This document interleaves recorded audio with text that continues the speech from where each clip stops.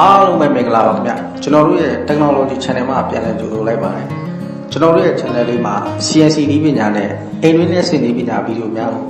မျှဝေပေးသွားမှာဖြစ်တဲ့အတွက် Channel လေးကို Subscribe လုပ်ပြီးတော့ဗီဒီယိုတစ်တင်တိုင်းသိရအောင်ဘေးနားက Notification ခေါင်းလောင်းလေးကိုနှိပ်ခဲ့ပြီးတော့ခင်ဗျာ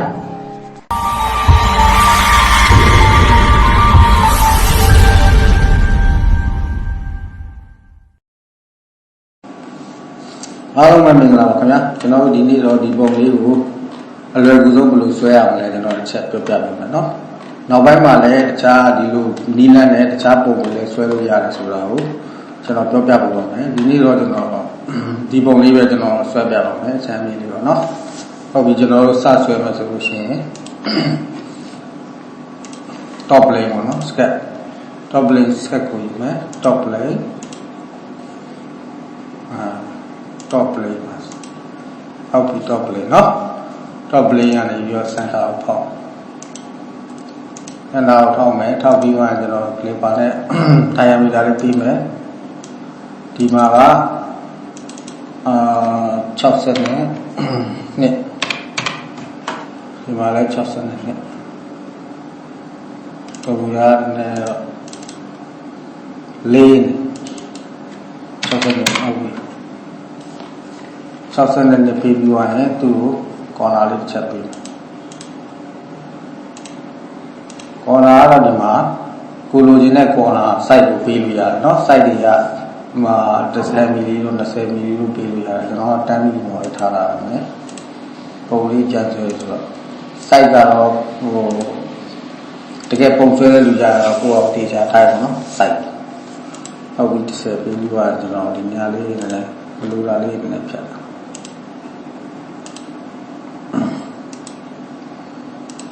ဟုတ်ပြီအဲ့လိုဆွဲပြီးမှအမှန်လေးချစ်မယ်နော်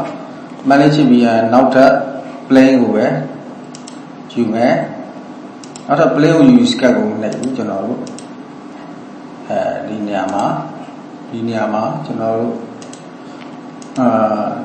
ဒါပြီးသေးဒါပြီးပါပြီ top plane ဒီမှာ plane ဆိုတာပေါ်လာခုနကမပေါ်တွေ့လားအဲ့တော့ဒီမှာအမှန်ချစ်ပြီးမှဒါလေးပေါ်တယ်ဟုတ်ပြီ plane ကိုနှိပ်မယ်ကျွန်တော်နောက်ထပ် plane တစ်ခုတည်ဆောက်မယ်ဆိုတော့အောက်ဘက်ကိုပြင်မယ်ဒီမှာအပေါ်အောက်ရေးတာဒါလေးပဲเนาะပေါ်အောက်ရေးမယ်ကျွန်တော်ဒီဂရီတွေပြောင်းနေတာဆိုလို့ဒီနေရာကိုသုံးမယ်เนาะနောက်ခြားလုံးလို့ရတဲ့နေရာတွေအများကြီးတယ်ဒီ plane ကိုစောင်းတာလို့တဲ့တာလို့ပါလို့ဒီနေရာမှာပဲဆင်ပြရတယ်เนาะဟုတ်ပြီကျွန်တော်အခုတော့တဲ့ပဲဆိုတော့အမှန်လေးချက်လိုက်5 minute အောက်ကိုဆင်မယ်ဟုတ်ပြီဒီကောင်ကိုထပ်ပြီးတော့ကျွန်တော်တို့ပုံဆွဲမယ်ဆိုတော့ပုံမဆွဲတော့ဘဲနဲ့ကျွန်တော်တို့ဒီပုံကိုပဲအောက်ကို copy ကူးချလိုက် copy ကူးချမယ်ဆိုလို့ရှိရင်ကျွန်တော်ဘယ်နေရာကိုနှိပ်ရလဲဆိုတော့ sketch ပါမယ်နော် sketch ပါမယ် compact identity ဆိုတာရှိအဲ့ဒါလေးနှိပ်မယ်ဒီမှာ play ကို sketch ထောက်နော်ထောက်ပြီးမှကျွန်တော်ဒီမှာ compact identity မှာဒီ3ကြောင်းပေါ်လာခုနမထောက်တဲ့အတွက်တစ်ကြောင်းပဲဒါလေးပဲပေါ်တယ်ဒီပေါ်ဆုံးအောက်စာလေးနော်ပေါ်ဆုံးအောက်စာပြီးပြီးရင်ကျွန်တော်ဒီ line တွေအကုန်လုံးကိုတခါတည်းပါအောင်ဒီနေရာလေးကိုယူလိုက်အောက် sketch ကိုအမှန်ချစ်ပြီးသူကအောက်ကိုတခါတည်း copy ကူးချလိုက်နော်ဟုတ်ပြီ copy ကူးချပြီးတော့လို့ရှိရင်ကျွန်တော်ဒီကောင်အောက်ကို site ကိုနည်းနည်းလေးတီးချင်တာပါနော်နည်းနည်းလေးဒီပေါ်ထက် site ကိုတီးချင်တာဆိုတော့ဟို move entity မှာကျွန်တော်တို့ရွေးရမယ်ဆိုတာဒီအောက်ဆုံးနော် scale entity ပဲเนาะအဲ့ဒါလေးရွေးမယ်အဲ့မှာကျွန်တော်ဒီ line တွေအကုန်လုံးကို click ချက်ထောက်ပြီးပါเนาะ click ထောက်ပြီးတော့လို့ရှိရင်ကျွန်တော်တို့ဒီနေရာမှာကျတော့ center ကိုရွေးမယ်ဟုတ်ပြီဒီနေရာမှာကျတော့ကျွန်တော်တို့ 0.9 အောက်ကနေလေးတီးမှာเนาะ 0.9 ဆိုတာ0.1 ကတည်ရတယ်။ဒါပေမဲ့ဒီတွက်တာတော့တော့ဘုတ်နေရှိပါเนาะအဲ့ဒါကြီးတော့နောက်မှတကယ်တော်တဲ့တင်ကြတော်တဲ့လူကြီးကြတော့တွက်တတ်ပါတယ်เนาะ။ဘာကြောင့်ဒီလိုထွက်သွားလဲဆို။ဟုတ်ပြီကျွန်တော်အဲ့ဒါတော့တင်ရှင်းပြတော့ဒီမှာထပ်ဆွဲမယ်။ဟုတ်ပြီအမှန်ချစ်မယ်။ မှချစ်မယ်ဆိုတော့ကျွန်တော် line လေးတစ် line လိုသေးတယ်ပဲline လေးတစ် line မဆွဲဘဲနဲ့တခါလေပေါက်ချလို့ရအောင်ဒီနေရာမှာ corner လေးကျွန်တော်ထည့်တယ်မထည့်တော့နောက်မှထည့်ဟုတ်ပြီအမှန်ချစ်မယ်နော်အမှန်ချစ်ပြီးသွားရင်ကျွန်တော်တို့ဘာကိုရေးမလဲဆိုတော့ဒီနေရာကိုရေးမယ်နော်ဒီနေရာကိုရေးပြီးရင်သူကအောက်ကလိုင်းရင်အပေါ်ကလိုင်းရင်နော်ဒီမှာနှစ်လိုင်းကိုကျွန်တော်တို့ထောက်လိုက်ထောက်ပြီးသွားလို့ရှိရင်ကျွန်တော်ဒီနေရာမှာကျွန်တော်တို့လည်း adjust လုပ်ပါနော် adjust လုပ်မယ်ဆိုတော့ကျွန်တော်တို့နည်းနည်းအနည်းငယ်ဒီဖောင်းနေတာနော်အဲ့တော့ဒီနေရာမှာပဲကျွန်တော်တို့ normal profile ကိုပြီးမယ်နော်ဒီနေရာမှာလည်းကျွန်တော်တို့ normal profile ကိုရေးnormal profile ကိုရေးပြီးရင်ကျွန်တော်ဒီမြားလေးကို adjust လုပ်လို့ရတယ်ဟုတ်ပြီနော်မြားလေးကို adjust လုပ်လို့ရတယ်ဟုတ်နည်းနည်း adjust လုပ်ပြရတယ်နော်adjust လုပ်လိုက်နည်းနည်းလေးနော်ဒီမြားလေးကိုဟုတ်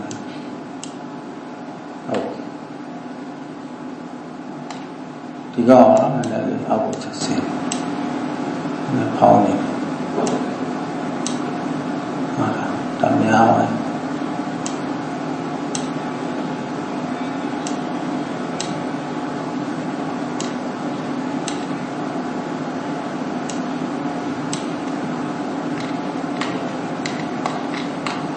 ဟုတ်ပြီအနေနဲ့ကိုလိုချင်တဲ့အနေအထားနဲ့မရောက်သေးဟုတ်ပြီ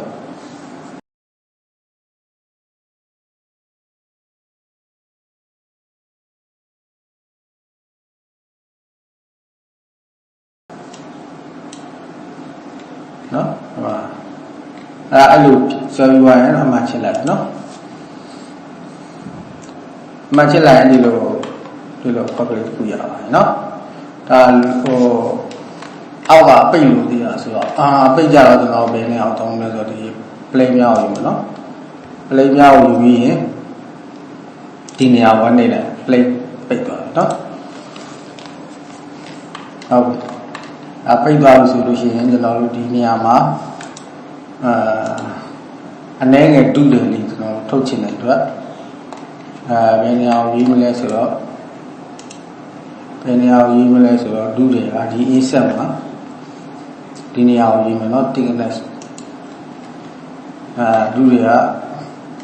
အပြင်ကိုဒုတွေထုတ်မှာလားအပြင်ကိုဒုတွေထုတ်မှာလားမျိုးတစ်စားရှိပါနော်ဒီနေရာလေးရေးပြရမယ်ပြင်ရအတွင်းအပြင်တော့အတွင်းရောနော်ရေးလို့ရနော်ဒုတွေကဘယ်လောက်ထုတ်ချင်လဲဒီနေရာမှာရေးရပါနော်ဒုတွေက2 mm ထုတ်မှာလားနော်1 mm ထုတ်မှာလားတော့1 mm ပဲထားမယ်အမှန်ချက်ပဲနောက်ဒီနေရာကိုလည်းသူ့ကိုအထူလေးပေးလိုက်အမှန်တကယ်တော့သူက 0.5 လောက်ပဲရှိတာ plastic တူ1 mm ဆိုတော့နည်းများပါ 0.5 တော့မရှိပါဘူးဒါကလေးဆိုဒါပါ plastic ဟုတ်နော်ဒီမှာမှန်ရှိလိုက်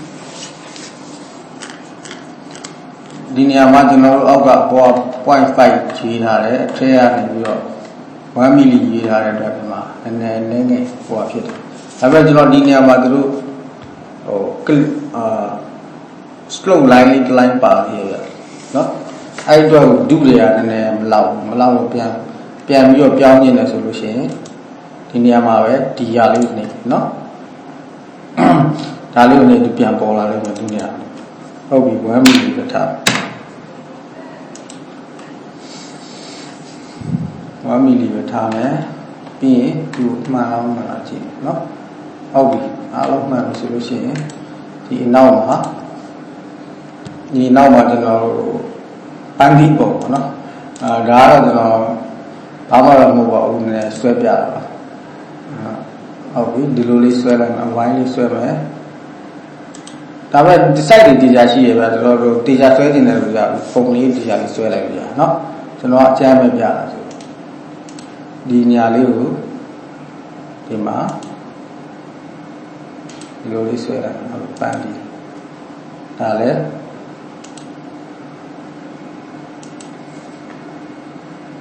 ဟုတ်ပြီ ဒီနေရာမှာကျတော့ကြွက်ကိုင်းလို့ဟုတ်အဲ့လိုပဲကျွန်တော်ဒီမှာတကောင်လည်းလိုတဲ့နေရာကြီးတက်ထုတ်မယ်နော်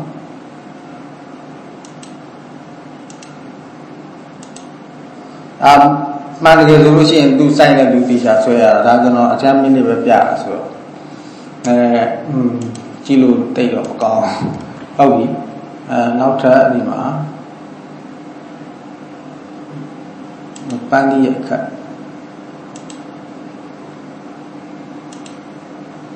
နောက်တစ်လိုက်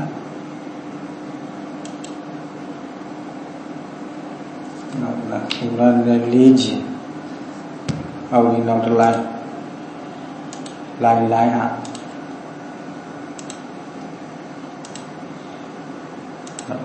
နော်ပြီးသွားကျွန်တော်တို့ကတ်လို့မှာဆိုတော့ H2 ကတ်ပဲနော် H2 ကတ်ကိုယူမယ်ဒီမှာကြာတော့သူကဘက်ကိုဟိုဘက်ကိုပြကျွန်တော်ဒီဘက်ကို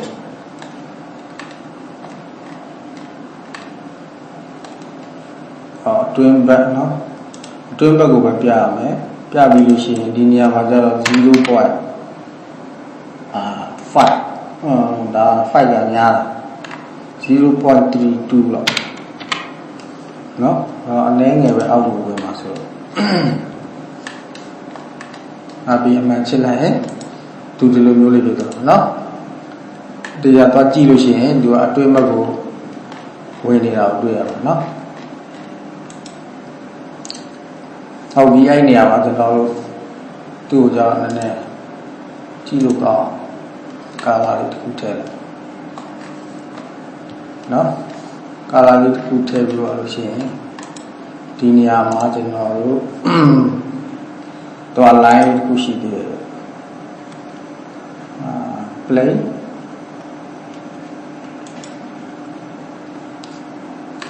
play ကnumber 1 play ဝင်ပြန် top play ဝင်ပြန်ယူပါနော် top play ဝင်ပြန်ယူမယ်အဲ့မှာကျွန်တော်တို့ combat identity မှာပဲဒီ line ကို copy ပြန်ကူးချအမှန်ကတော့ပြန်ဆွဲရမှာကျွန်တော်တိတ်မဆွဲချင်တော့ကြာပါမှာဆိုဟိုလိုချင်တဲ့ site ပေါ့နော်ဒီလို slope ဝင်မဲ့ site ကလေးကိုပြန်ပြီးတော့ဆွဲပေးရအဲ့မှာကျွန်တော်ပဲ line လေဒီမှာရှိတဲ့ line ဟုတ်ပြီဒီ line အမှန်ချက်လို့ဒီ line ကိုလည်းတေးရ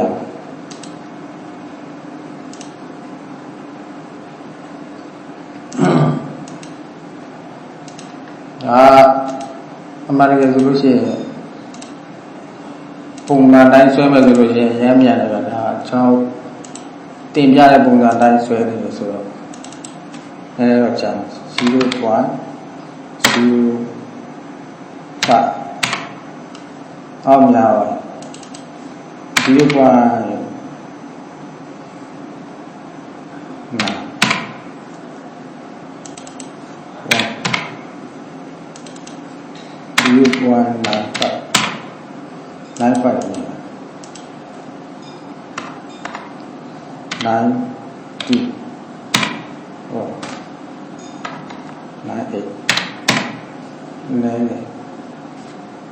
လည်းမကောင်း9အလဲလောက်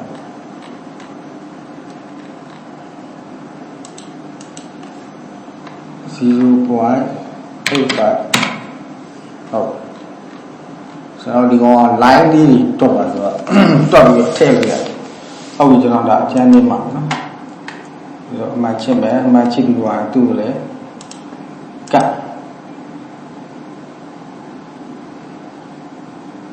ပါဒီ line ကို 0.5 ထည့်ဟုတ်0.5